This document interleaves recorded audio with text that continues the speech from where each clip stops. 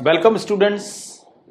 मैं भुवनेश चंद्र माथुर आशीष सिंह लेक्चर से आज हम चर्चा करेंगे इस वीडियो में फ्रांसीसी क्रांति लेक्चर नंबर 2 है ये। इससे पहले हमने इसको स्टार्ट कर दिया था। आइए देखते हैं। ये फोटोग्राफ में इसलिए आपसे चर्चा करता हूं ताकि आपको अच्छी तरह से ये समझ में आ जाए कि ये कैसा दिखाया गया है। एक जमींदार आपको नजर आ रहा होगा इस फोटो में। एक श्रमिक वर्ग से व्यक्ति आया है उपहार लेकर। तो ऐसा नहीं लग रहा कि इस पे क्या बना हुआ है, मकड़ी के जैसा जाला। जो चित्रण है इसका कैसा है, कुलीन व्यक्ति मकड़ा है और किसान मक्खी। ठीक है, ये चित्र जो चित्रित किया गया है यहां से यहां तक आप देखेंगे ऐसा लग रहा है कि जैसे ये जाल ही जाल है मकड़ियों का। ये कैसा है, कुलीन व्यक्ति मकड़ा और किसान मक्खी। यानी ये कैसा है, ये हमको ऐसा नजर आ रहा है कि ये किसका प्रारूप है, किसकी फोटो जैसा नजर आ रहा है, मक्खी। तो मक्खी मकड़ी के जाल में प्राकृतिक रूप से फंसी रहती है, ये समझाया गया है। क्या बोला जा रहा है, शैतान को जितना दो उसका लालच उतना ही मल्टीप्लाई होता है, बढ़ता रहता है। अरे ये बेचारा भोला भाला आदमी श्रमिक वर्ग है गांव का, क्या लाया है बेचारा, गरीब अनाज फल पैसा सलाद सब कुछ लाता है। मोटू जमींदार सब कुछ स्वीकार करने को तैयार बैठा है और एक नजर देखता तक नहीं है। देखिए आंखें कहाँ हैं,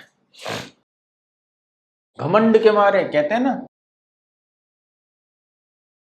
आंखों को भी देख लीजिए बहुत अच्छी तरह कहाँ जा रही हैं, देख ही नहीं रहा उसकी तरफ। ये तो बेचारा उपहार लेके आया है कि लीजिए जमींदार साहब सलाद लीजिए ना, और क्या क्या लीजिए, अनाज लीजिए, मेरे खेत के ताजे फल लीजिए और पैसे भी ले लो, सब ले लो, मेरे को जमीन पर खेतीबाड़ी करने दो हुक्म। तो ये समझने की बात है, जीने का संघर्ष आज भी है तब भी था। फ्रांस की जनसंख्या 1715 में 2.3 करोड़ थी। अब याद कीजिए 1789 में, सन 1789 में बढ़कर 2.8 करोड़ हो गई। यानी लगभग अगर हिसाब करते हैं तो 50 लाख बढ़ गई। इसका क्या रिजल्ट हुआ, इसका रिजल्ट ये हुआ प्रमाणित अनाज उत्पादन की तुलना में उसकी मांग काफी तेज हो गई। अब जो अनाज है उसकी डिमांड बहुत ज्यादा बढ़ गई कि भाई इतने व्यक्ति हो तो उनको आप खिलाओगे कैसे।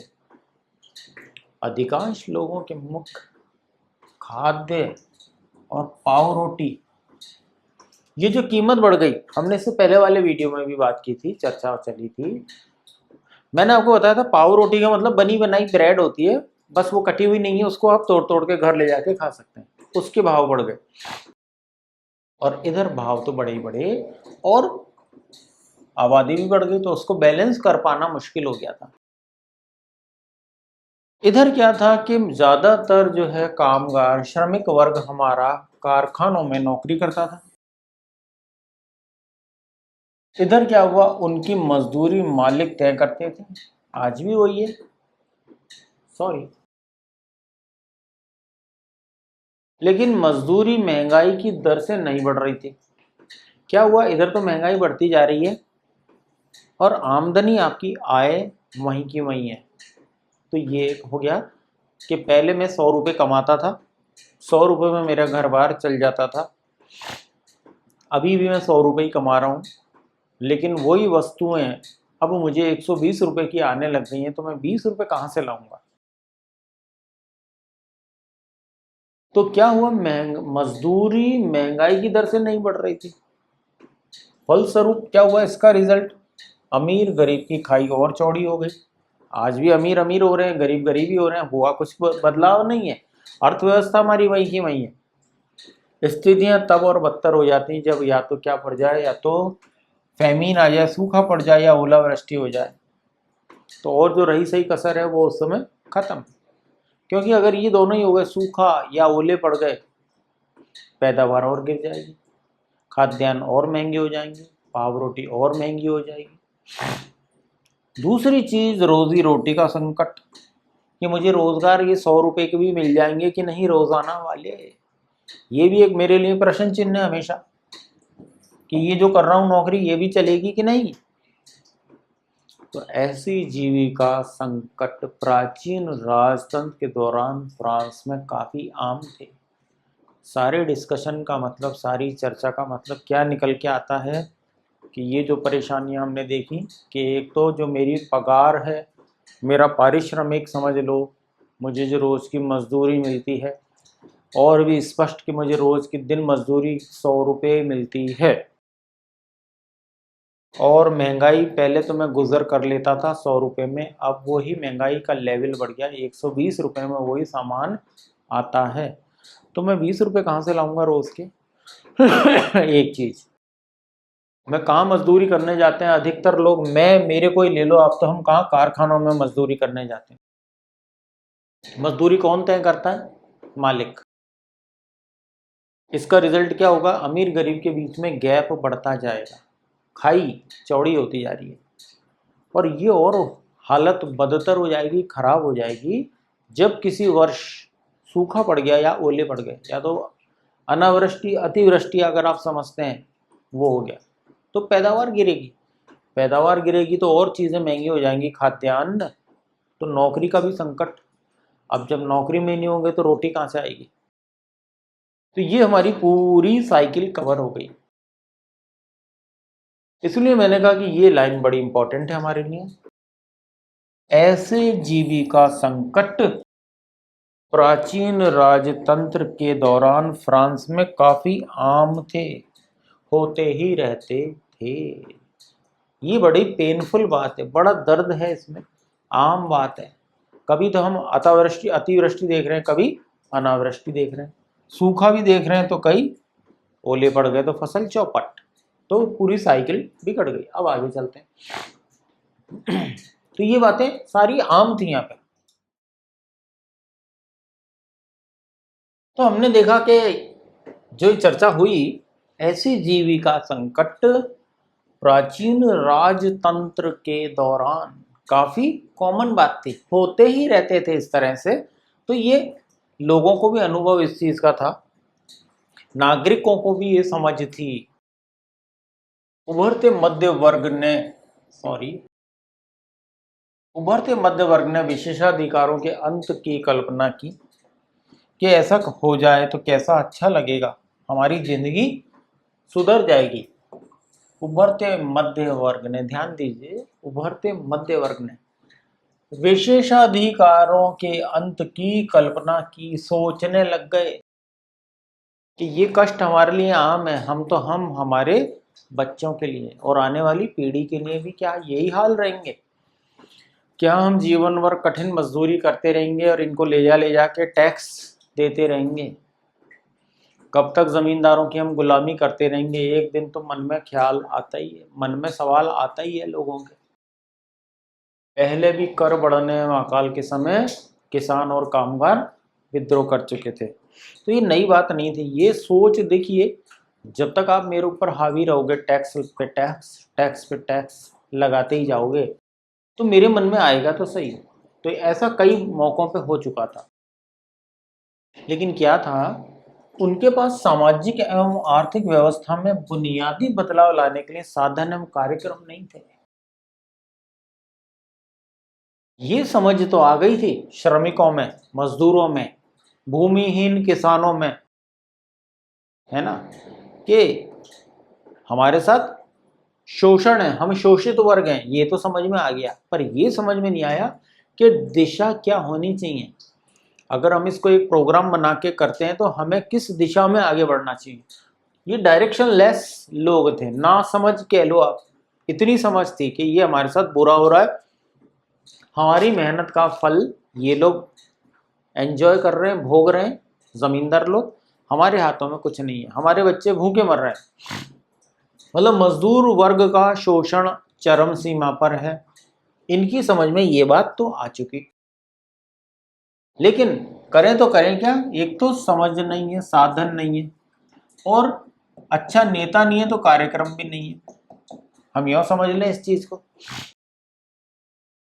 यह जिम्मेदारी तीसरे एस्टेट के उन समूहों ने उठाई जो समृद्ध और शिक्षित होकर नए विचारों के संपर्क में आ सके थे।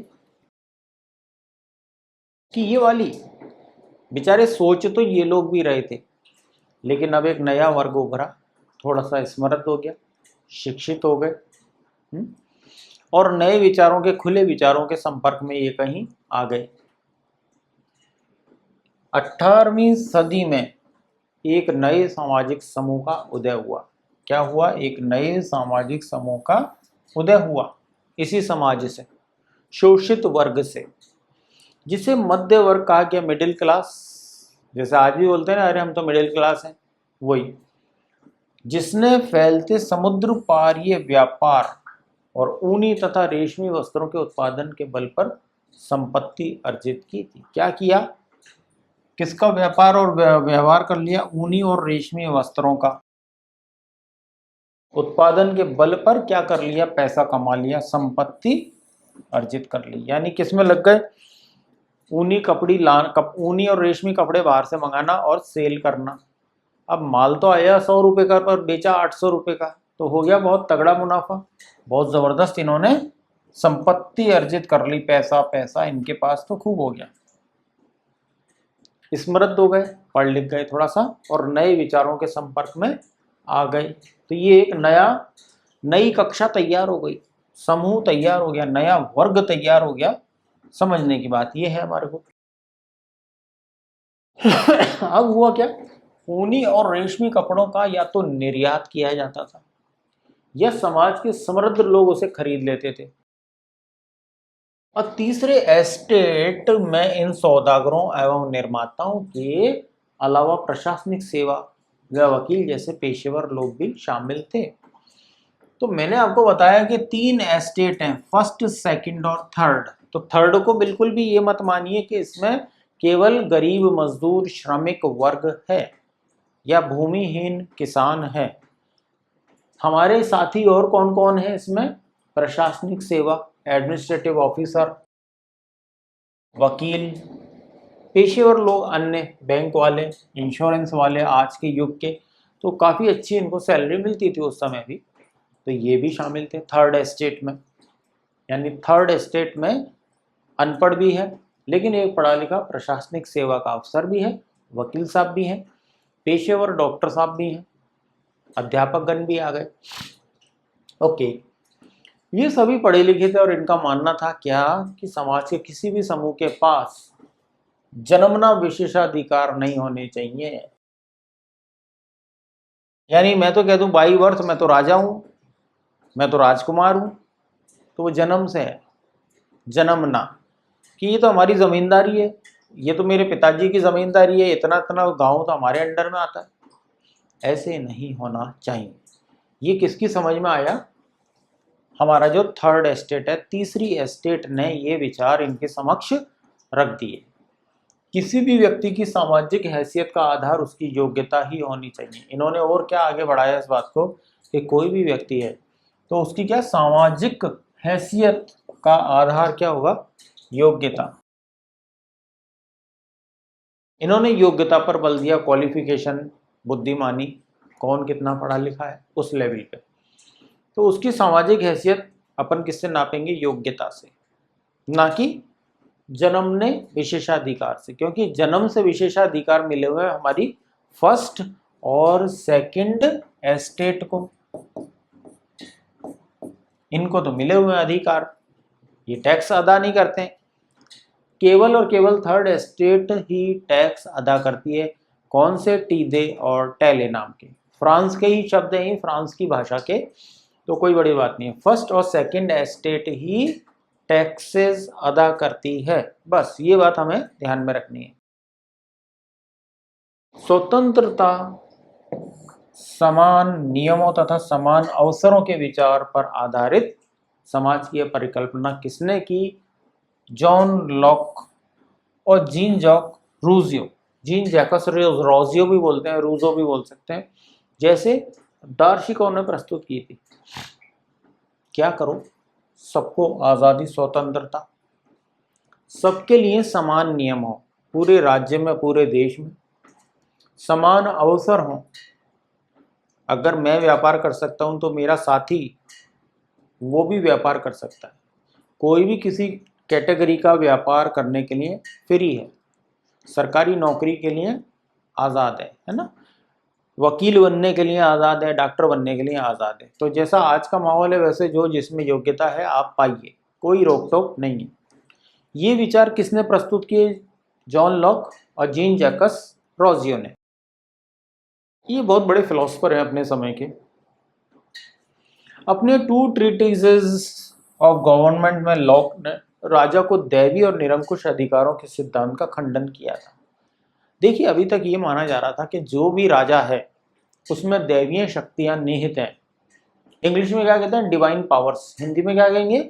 कोई भी राजा बना उसमें दैवीय शक्तियां हैं। तो ये विचारधारा किसने डाली? चर्च ने। तो ये सब क्या हुआ? एक तरह से पादरी लोग चर्च के और राजा, इन्होंने मिलकर कह दिया कि ये राजा है, इसमें दैवीय शक्तियां हैं।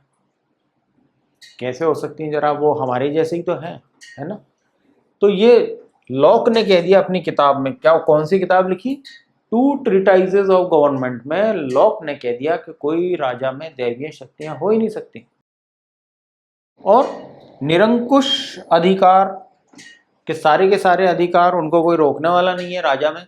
इस बात का इन्होंने खंडन भी अपनी पुस्तक में कर दिया। देखिए, पुस्तक कैसी चीज है कि उसके विचार तो फैलेंगे, जब जब भी लोग पढ़ेंगे चर्चा तो चलेगी। अब इस तरह के जब विचार फैलते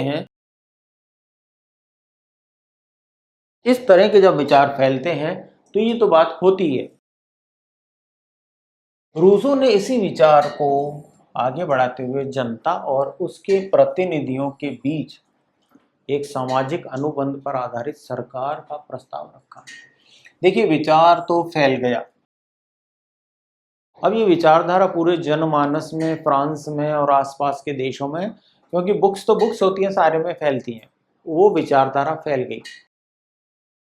ये फैलना ही एक बहुत बड़ा अपने आप में एक वैचारिक क्रांति है। जब आदमी दिमाग से सोच लेता है तो आधा तो लड़ाई वहीं हम जीत जाते हैं। क्या कि एक सामाजिक अनुबंध के आधारित सरकार का प्रस्ताव रखा। मॉन्टेस्क्यू ने the spirit of the laws नामक रचना में सरकार के अंदर क्या बताया? मॉन्टेस्क्यू ने अंदर एक विधायिका हो, कार्यपालिका हो और न्यायपालिका के बीच सत्ता विभाजन की बात कही। यानी निरंकुश राजाओं का राज समाप्त हो जाना चाहिए। स्पष्ट किताबों में आ गई, एक किताब पहले आई, एक किताब बाद में आई। मेजॉरिटी त्रस्त है, बहुमत जो है वो परेशान है। भाई, फर्स्ट एस्टेट पूरे सुख से रह रही है, चर्च के पादरी आपके राजा राज परिवार, चर्च के पादरी सेकंड एस्टेट में वो कोई टैक्स वगैरह नहीं देते। थर्ड एस्टेट पिस रही है, हर तरह के टैक्सेस हैं, उधर खाद्यान्नों के भाव बढ़ गए, उधर पगार उतनी नहीं बढ़ी, घर खर्च चलाना मुश्किल, उधर ओलावृष्टि की मार, सूखे की मार, जाए तो जाए कहाँ। समस्या हो गई तो लेखकों ने, दार्शनिकों ने अपनी अपनी किताबें निकाल दी, विचारधारा फैलने लग गई। अब तो और खुल के आ गए। द स्पिरिट ऑफ लॉज नामक रचना में किसने क्या कहा? सरकार के अंदर क्या बनाओ? विधायिका, कार्यपालिका, न्यायपालिका के बीच सत्ता विभाजन करो। तो आज भी तो यही हम फॉर्मूला, हमारे भारत देश में भी यही चल रहा है। हम विषय से नहीं हट रहे, पर फिर भी मैं आपको याद दिला रहा हूँ। अब जब संयुक्त राज्य अमेरिका में 13 उपनिवेशों ने ब्रिटेन से खुद को आज़ाद घोषित कर दिया, तो वहाँ इसी मॉडल की सरकार बनी। अब अमेरिका में भी यही हुआ, जो बात हम कर रहे हैं। 13 वहाँ के क्या हुआ? 13 उपनिवेशों ने ब्रिटेन से खुद को आज़ाद कर लिया, और वहाँ इसी तर्ज पर सरकार भी बन गई, जिस तर्ज पर the spirit of the laws में सरकार के अंदर क्या होना चाहिए? विधायिका, कार्यपालिका, न्यायपालिका, ये तीनों बन गई अमेरिका में। फ्रांस के राजनीतिक चिंतकों के लिए अमेरिकी संविधान और उसमें दी गई व्यक्तिगत अधिकारों की गारंटी प्रेरणा का एक महत्वपूर्ण स्रोत थी। देखिए, विचार तो विचार है। फ्रांस के राजनीतिक चिंतकों को भी इससे सीख मिली। क्या मिला? कि अमेरिकी संविधान और उसमें दी गई व्यक्तिगत अधिकारों की गारंटी बहुत अच्छा लगा। राइट्स, या कह लो ह्यूमन राइट्स, व्यक्तिगत आधारों की अधिकारों की गारंटी इनको दी गई। कहाँ पर? अमेरिका में। एक बात ये और जुड़ी, यानी दो पुस्तकें आ गई, बड़े बड़े दार्शनिकों की, विचारकों की, और अमेरिका का एपिसोड हो गया। तो लोग अब और जागरूक हो गए दार्शनिकों के इन विचारों पर। जैसे अपने यहाँ चाय की थड़ी होती है, यहाँ पे क्या है? Coffee house. वह सैलून की गोष्ठियों में गर्मा गर्म बहस हुई। बहस तो कर सकते हैं, अगर कम पढ़े लिखे हैं, कम समझे, तो भी वार्ता तो होगी करती। और पुस्तकों एवं अखबारों के माध्यम से इनका व्यापक प्रचार प्रसार हुआ। मैंने आपको बोला कि पुस्तकें, अखबार, ऐसा अगर मैं छोटा सा कागज बना दूं, है ना, और कॉफी हाउस में, सैलून में कहीं जाके चिपका दूं, तो लोग आएंगे, पढ़ेंगे, और जब बातचीत होगी तो फैलेगी। क्या बात कर रहे हो आप लोग? बोलते हैं ना अपन लोग भी, कि क्या चर्चा चल रही है, ऐसा नहीं है, वैसा है, वैसा नहीं है, ऐसा है। तो मतभेद, मनभेद होने लग गए, विचारों का आदान प्रदान होने लग गया। कोई राजी है, कोई गैर राजी है। लेकिन यहाँ अधिकतम कौन गैर राजी है? हमारे श्रमिक वर्ग, थर्ड एस्टेट। तो क्या मानना पड़ेगा हमें? कि पुस्तकों का विचारों को फैलाने में बहुत बड़ा रोल है। दैनिक या साप्ताहिक अखबारों का बहुत बड़ा रोल रहा। व्यापक लोगों में एक क्रांति आ गई। मैंने बार बार बोला, वैचारिक क्रांति आ गई। लोग सोचने लग गए, हाँ बात तो ठीक है, कि ऐसे कैसे राजा में दैवीय पावर हो सकती है? पादरी साहब ने कह दिया तो राजा में दैवीय पावर आ गई, ऐसे कैसे संभव है? और जन्म से ही अधिकार है उनके, राजा का बेटा फिर राजा बन जाएगा, फिर राजा का पोता फिर राजा बन जाएगा। ये कैसे संभव है भाई? निरंकुश है, उसके जो मन में आए वो कर सकता है। मनमाना है क्या? है ना? ऐसा कैसे हो सकता है? तो ये विचार फैल गई, और फैलाने में दो किताबों ने, अखबारों ने, पुस्तकों ने बहुत बड़ा एक अपना रोल निभाया। पुस्तकों, अखबारों को लोगों के बीच जोर से पढ़ा जाता, ठीक है, कि तुम सब सुन लो, ताकि अनपढ़ भी उन्हें समझ सकें। मैंने कहा, अगर अशिक्षित भी है कोई महिला या पुरुष, लेकिन बात तो सुन सकता है। सुन सकता है तो समझ सकता है, और समझ में तो आता है। क्योंकि पगार मेरी गिर गई, मेरा पारिश्रमिक जो पहले 100 रुपये में सारा सामान आ जाता रोज का, उसके लिए मुझे 120 रुपये जुटाने हैं। और इधर वो मिल मालिक कह रहा मैं तो 80 रुपये ही दूंगा, तो कहाँ से लाऊंगा या लाऊंगी 40 रुपये रोजाना? तो ये प्रश्न सोचने समझने पे मजबूर कर रहा है। और क्या हम पीढ़ी दर पीढ़ी मजदूर ही रहेंगे?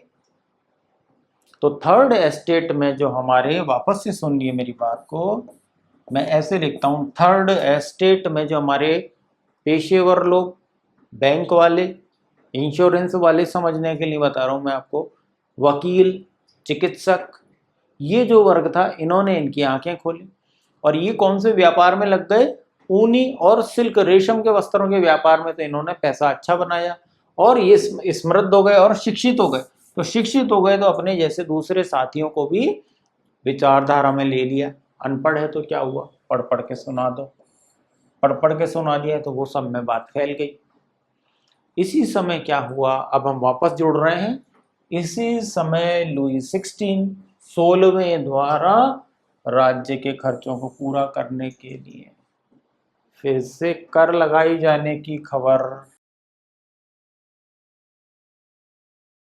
से क्या हुआ? विशेषाधिकार वाली व्यवस्था के विरुद्ध अब की बार तो भाई गुस्सा बढ़ गया लोगों का। ये मैं इसलिए चित्र द्वारा आपको बताना चाहता हूं कि जल्दी समझ में आ जाए कि अब तो राजा के विरुद्ध और गुस्सा बढ़ गया, और कह रहा है कि और टैक्स लगाऊंगा, कि हमारे तो रोज की रोटी, पाव रोटी है ना, जो घर का खाना है दोनों वक्त का, वो जुटाना मुश्किल हो रहा है, और तुम इधर कह रहे हो कि और टैक्स बढ़ाऊंगा, तो भूखे रह लें हम लोग, मर जाएं हम लोग। तो श्रमिकों की एक आवाज होती है, और इधर 2 पुस्तकें मिल गई समाज को, अखबारों में फैलने लग गई और अनपढ़ तक भी वो पहुंचने लग गई। सैलूनों में, कॉफ़ी हाउसों में इन सब विचारों का बहस गरम गरम होने लग गई। तो फैलेगी बात फैलेगी तो दूर तक जाएगी, और दूर तक गई। लोग जागरूक होने लग गए। अब क्या हुआ, अपने अपने अधिकारों के प्रति अब ये लोग जागरूक होने लग गए। कौन सी एस्टेट? थर्ड एस्टेट अब अपने अपने अधिकारों के प्रति सजग हो गई। इनमें से जो पढ़े लिखे लोग थे उन्होंने समझाया कि अरे हमारे साथ तो ये हो रहा है। तो जब समझाया तो गुस्सा तो आएगा। इसमें शिक्षित अशिक्षित की बात आई कहाँ से? पैसा तो हम पे, हमारी अर्थव्यवस्था तो बिगड़ रही है, खाने को ही नहीं है तो राजा क्या काम का, और वो तो और टैक्स लगा रहा है। और आप कह रहे हो निरंकुश शासन है, वो भी एक बात है, उसको कोई कहने वाला ही नहीं है, वो अपनी मनमर्जी का राज चला रहा है। ठीक है, आगे देखते हैं। कहने का मतलब है लोगों में बड़ी जागृति आ गई। प्राचीन राजतंत्र में हुए अनुभवों का वृत्तांत। ये बहुत अच्छी बीच में दे रखा है एनसीईआरटी बुक्स में। क्या कि आगे चलकर क्रांतिकारी राजनीति में सक्रिय होने वाले जॉर्ज दाते ने अपनी पढ़ाई पूरी होने के बाद समय को याद करते हुए सन 1793 में अपने एक मित्र को लिखा, यानी क्रांति हो जाने के बाद। पहले मैं प्लेसिस के आवासीय कॉलेज में था। अपना कुछ है बात ऐसी लिखिए। वहां मुझे कई महत्वपूर्ण लोगों का सानिध्य मिला। पढ़ाई पूरी होने के बाद बेकारी के दिनों में मैं नौकरी की तलाश में जुट गया। पेरिस के न्यायालय में नौकरी मिलनी असंभव थी। सेना में नौकरी का विकल्प भी मेरे लिए नहीं था, क्योंकि मैं ना तो जन्मजात कुलीन था और ना ही मेरा कोई संरक्षक था। और देखिए क्या कह रहा है, चर्च भी मुझे आसरा नहीं दे सका। मैं कोई ओहदा खरीदने की स्थिति में नहीं था, क्योंकि मेरी जेब में एक सू फ्रांसीसी पैसा तक नहीं था। पुराने दोस्तों ने मेरे से मुंह मोड़ लिया। व्यवस्था ने हमें पढ़ा लिखा तो दिया, लेकिन हमारी प्रतिभा के इस्तेमाल के अवसर उपलब्ध नहीं कराए थे। तो देखिए कितने साल पहले इन्होंने ये जीवन है अपना, पढ़ाई पूरी होने के बाद जॉर्ज डेंटन ने उस गुजरे समय को बाद में याद करके लिखा, जब वो स्कूल या कॉलेज में पढ़ते थे, कि क्या हालत थी मेरी, जेब में एक पैसा भी नहीं है, ना ही मैं जन्मजात कुलीन हूँ, यानी राजा राज परिवार से तो हूँ ही नहीं, नौकरी मिलना असंभव है। और लिखा अंत में क्या, कि ये जो सिस्टम है, स्कूल कॉलेज तक तो पहुंच गया। अब भाई देखो, पुराने दोस्तों ने मोड़ लिया, इसमें तो मैं नहीं कह सकता कुछ भी, लेकिन हाँ ये जरूर कह सकता हूं कि ये जो सिस्टम में हम लोग रह रहे हैं, व्यवस्था ने हमें शिक्षित तो कर दिया, लेकिन हमारे प्रतिभा के इस्तेमाल के अवसर उपलब्ध नहीं है। मतलब ये जो सरकार अभी है, राज परिवार वाली राजशाही, इससे कोई उम्मीद रखने की आवश्यकता नहीं है। सेकंड देखते हैं, इस बात में क्या बात समझ में आती है हमें, कि या तो इस युग में कैसा हो, या तो राजवंश से जुड़ा हुआ हो, कुलीन वर्ग हो, या खूब मालदार व्यवसायी का बेटा या बेटी हो, या कोई गार्जियन हो, कोई संरक्षक हो, कोई बहुत पावरफुल जो कि पहले से ही सरकारी नौकरी में है, वो आपको लगवा सकता है, या बाई बर्थ हो, जन्मना कुलीन वर्ग हो, या बहुत पावरफुल संरक्षक हो, या चर्च में जान पहचान हो। यानी चर्च की भी बड़ी पावर है, चर्च भी आसरा नहीं दे सका आपको, है ना, चलो इतना भी अरेंजमेंट नहीं कि यहाँ रह लो खा लो पी लो, ऐसा भी नहीं। या आप कोई पोस्ट खरीद पाओ, खरीदने की हैसियत है तो, यानी पैसा चाहिए, तो वो भी नहीं है। तो इन्होंने क्या कहा, इस सिस्टम ने हमें पढ़ा लिखा तो दिया, लेकिन हमारे को कहीं हमारी प्रतिभा को उभरने का मौका नहीं मिलेगा। ये समझना वाले आवश्यक है, ताकि हम बेहतर फ्रांस की परिस्थितियां समझने के काबिल हो जाएंगे। इस वीडियो को देखते समय मैं कह रहा हूँ ये चैप्टर आगे बहुत काम का है। आप कोई भी एग्ज़ाम देंगे, कॉम्पिटिशन्स का भी आगे, तो आपको ये दोबारा से पढ़ना पड़ेगा। तो बेटर है आप अभी इन सब चीज़ों को, स्पेशली मैं आपको सभी को कहना चाहूँगा कि 9th और 10th की SST हमेशा आगे तक काम आने वाली है। आप कोई भी कंपटीशन देंगे, ये सारी चीज़ें आपको वापस से आनी चाहिए, है ना। आर्थर यंग नाम के एक अंग्रेज ने सन 1789 के दौरान फ्रांस की यात्रा की और अपनी यात्रा का विस्तृत वृत्तांत क्या लिखा, क्या टिप्पणी है, बड़ी अच्छी है। सेवा टहल में लगे अपने गुलामों, खास तौर पर उनके साथ बुरा व्यवहार करने वाले को पता होना चाहिए कि इस तरह वह अपनी जिंदगी को ऐसी स्थिति में डाल रहा है जो उस स्थिति से बिल्कुल भिन्न होती जिसमें उसने मुक्त लोगों की सेवाएं ली होती और उनसे बेहतर बर्ताव करता। जो अपने पीड़ितों की कराह सुनते हुए भोज उड़ाना पसंद करते हैं, उन्हें दंगे के दौरान अपनी बेटी का पैरण या बेटे का गला रेत दिए जाने का दुखड़ा नहीं रोना चाहिए। इसके पीछे क्या भावना छुपी हुई है कि राज परिवार ने आम जनता का खूब शोषण कर लिया है, बुरा बर्ताव किया जा रहा है, राजकीय कार्य जितने भी हैं सब तंग करने वाले हैं। आम जनता से राज या राज परिवार या ये शासन व्यवस्था कैसा बर्ताव कर रही है, बुरा बर्ताव, क्योंकि उन्हें आम जन की चिंता ही नहीं है, पीड़ितों की कर्रा सुनते ही नहीं है।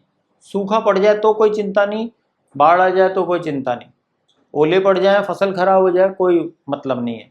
मुझे किससे मतलब है, 2 टैक्सेस से, क्या नाम है उनके, टीदे और टैली, वो आप जमा कराते रहो बस। ऐसे इनको क्या बोलेंगे, टीदे और TAILLE, ये 2 टैक्स हैं कि भाई ये आप समय पे जमा कराओ। भले ही राजा जनमानस से बुरा व्यवहार दुर्व्यवहार करे, वो पीड़ित हैं, कर्राते रहो, दुख में रहो, भूखे मरो, कोई मतलब नहीं, ठीक है। तो क्या था, बेहतर बर्ताव की तो बात बहुत दूर की है, शोषण चल रहा है, यहाँ तो बुरा बर्ताव चल रहा है, टैक्सेस लिए जा रहे हैं, श्रमिकों की खरीदने की क्रय शक्ति कम हो गई है, उससे राजा को कोई सरोकार नहीं है। तो ये क्या हमने आज समझा, मैंने आपको जो बातें बताई, ये वीडियो आप देखें, ये बहुत रुचिकर सब्जेक्ट है, बहुत इंटरेस्टिंग चैप्टर है आपका हिस्ट्री का। इसमें अपनी बुक लेके वीडियो के साथ में इसको ज़रा एक बार और देखें, और जो नहीं समझ में आए मुझे आप भेजें उसको कमेंट करके। With this, thank you for watching video, million thanks and good luck.